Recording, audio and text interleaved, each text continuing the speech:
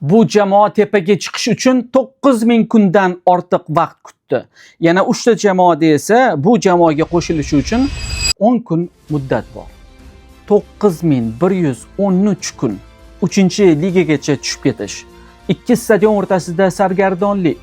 Bosh bilan urilgan bitta gol bularning barchasiga barham berdi. Odamlar 43-turni Coventry'ning haftasi bo'ldi deb hisoblayapti. Lekin asl hikoya jadvalning yuqorisi emas. Boshqa joyda. Oxirgi 48 soat ichida ikkinchi o'rindagi jamoalar 3 marta almashdi. Avvaliga Millwall chiqib oldi. Keyin esa Ipswich 2 marta hisobda oldinga o'tib olishiga qaramasdan Middlesbroughga 88-daqiqada penaltidan gol urdi va durang bilan ikkinchi o'rinni qaytarib oldi. Yana bitta da'vogar Southampton 16 ta o'yindan beri mag'lubiyat nimaligini bilmaydi, lekin eng yaxshi imkoniyat baribir Ipswichda qolyapti. Raqiblaridan bitta o'yin kam o'tkazgan.